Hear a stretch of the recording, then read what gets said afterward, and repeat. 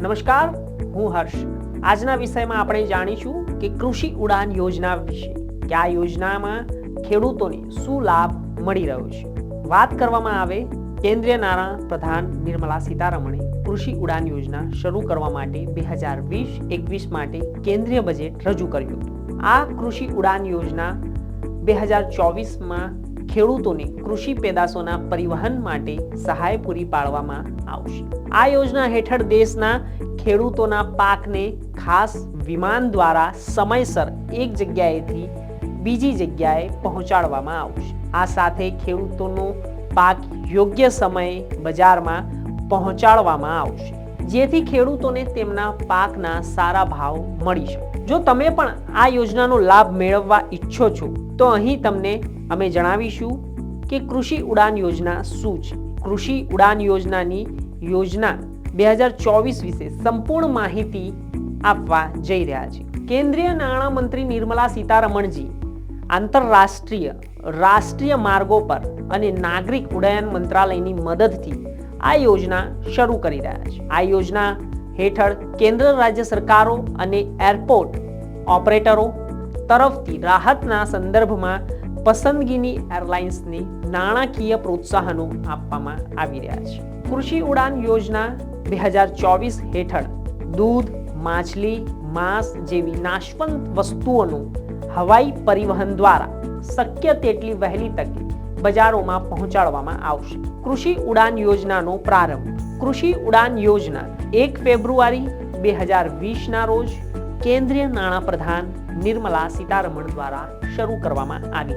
કૃષિ ઉડાન યોજના હેઠળ ખેડૂતોને સબસિડી આધારિત હવાઈ સેવા પૂરી પાડવાની યોજના બનાવવામાં આવી છે. આ યોજના આંતરરાજ્ય અને આંતરરાષ્ટ્રીય બંને માર્ગો પર લાગુ કરવામાં આવશે. આ યોજના હેઠળ ખેડૂતોને રાહત દરે અડધી બેઠકો આપવાનું આયોજન કરવામાં આવ્યું છે. ફિઝિબિલિટી ફંડિંગના નામે ખેડૂતોને ચોક્કસ રકમ આપવામાં આવશે. આ રકમ કેન્દ્ર સરકાર અને રાજ્ય સરકાર બંને દ્વારા આપવામાં આવશે.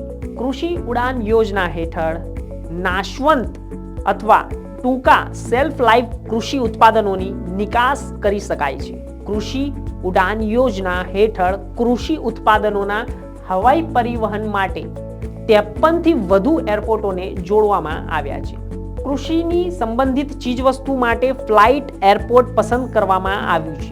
કૃષિ ઉડાન યોજના હેઠળ ઉત્તર પૂર્વીય ક્ષેત્ર, પર્વતીય અને આદિવાસી વિસ્તારોમાં 25 એરપોર્ટ સાથે શરૂ કરવામાં આવી હતી, પરંતુ પછી સેવાઓને 28 થી વધુ એરપોર્ટ્સ સુધી વિસ્તૃત કરવામાં આવી હતી. કૃષિ ઉડાન યોજના હેઠળ તેને આવરી લેવાયેલા એરપોર્ટોમાં, જેના નામ છે હું આપને જણાવીશ કે જે એરપોર્ટો તેની અંદર સમાવી લેવામાં આવ્યા છે તે એરપોર્ટોના નામ છે અગરતલા, અગાટી, બારાપાની, દહેરાદૂન, ડિબ્રુગઢ, દીમાપુર, ગુંગલ, ઇમ્ફાલ, જમ્મુ, જોરહાટ, કુલ્લુ, લેહ, લેકપુઈ, લીલાબારી, પાંક્યોંગ, પંતનગર, પિથોરાગઢ, પોર્ટ બ્લેર, રાયપુર, રાંચી, રૂપસી, શિમલા, સિલચર, શ્રીનગર, તેજુ એરપોર્ટ તેમજ આદમપુર, જલંધર, આગ્રા, અમૃતસર, બાગડોગર, બરેલી, ભુજ,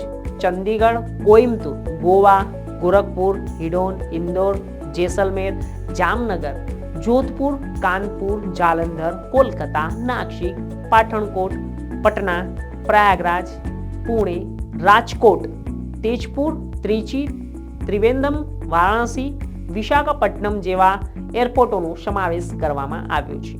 હવાઈ નિકાસ પર હવે ખેડૂતોનો એક પણ પૈસાનો ખર્ચો નહીં થાય. કૃષિ ઉડાન યોજના હેઠળ 8 મંત્રાલયોનો સમાવેશ કરવામાં આવ્યો છે, જેમાં નાગરિક ઉડ્ડયન મંત્રાલય, કૃષિ અને ખેડૂત કલ્યાણ વિભાગ, પશુપાલન અને ડેરી વિભાગ, મત્સ્ય ઉદ્યોગ વિભાગ, ખાદ્ય પ્રક્રિયા ઉદ્યોગ મંત્રાલય, વાણિજ્ય વિભાગ, આદિજાતિ બાબતોનું મંત્રાલય અને પૂર્વોત્તર ક્ષેત્રના વિકાસ મંત્રાલયોનો સમાવેશ થાય છે. આ યોજના હેઠળ ખેડૂતોને એક જગ્યાએથી બીજી જગ્યાએ કૃષિ ઉત્પાદનો મોકલવા માટે કોઈ ચાર્જ ચૂકવવો પડતો નથી.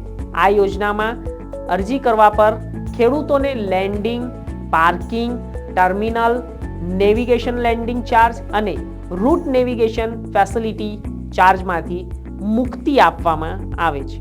સારી વાત એ છે કે હવે ખેડૂતો કોઈ પણ ટેન્શન વિના તેમની કૃષિની પેદાશો અન્ય દેશોમાં મોકલી શકશે. યોજનાનો મુખ્ય ઉદ્દેશ: આપણા દેશના ખેડૂતો સંપૂર્ણપણે ખેતી પર નિર્ભર છે. ખેતી એ ખેડૂત માટે આવકનો મુખ્ય સ્ત્રોત છે અને તેની આજીવિકા માટે પણ આવી સ્થિતિમાં જ્યારે દૂધ, માછલી, માંસ વગેરે જેવી ઘણી નાશવંત વસ્તુઓ બજારમાં યોગ્ય સમયે પહોંચતી નથી અને બગડી જાય છે, ત્યારે તે ખેડૂતોને નુકસાન ન પહોંચાડે છે અને તેની બાજુ ભારે નુકસાન સહન કરવું પડે છે. આવી સ્થિતિમાં ખેડૂતોને આવક મળતી નથી અને સરકાર પર નિર્ભર રહેવું પડે છે. તો દેશના ખેડૂતોને આવી સમસ્યાઓને ધ્યાનમાં રાખીને કેન્દ્ર સરકારે તેના ઉકેલ માટે કૃષિ ઉડાન યોજના 2024 શરૂ કરી છે. યોજનાનો મુખ્ય ઉદ્દેશ્ય ખેડૂતોના ઉત્પાદનને ઓછા સમયમાં સીધા બજારોમાં પહોંચાડવાનો છે. આનાથી ખેડૂતોને તેમના પાકના વ્યાજબી ભાવ પણ મળી શકશે અને તેમના પાકને નુકસાન થવાનો ભય પણ ઓછો રહેશે. યોજનાના લાભાર્થીઓના પાકને વિમાન દ્વારા સમયસર બજારમાં પહોંચાડવામાં આવશે, જેથી તેમની નાશવંત વસ્તુઓ બગડે તે પહેલા બજારમાં વેચી શકાય અને ખરીદારો તેનો ઉપયોગ કરી શકે, જેના કારણે ખેડૂતોને કોઈ પણ પ્રકારનું નુકસાન વેઠવું પડશે નહીં. જો તમે આ યોજનાનો લાભ લેવા માંગતા હો તો સરકારની ઓફિશિયલ વેબસાઇટ પર જાઓ અને ત્યાં તમે અરજી કરી શકો છો. તો આવી જ માહિતી માટે જોતા રહો કૃષિ જાગરણ. નમસ્કાર.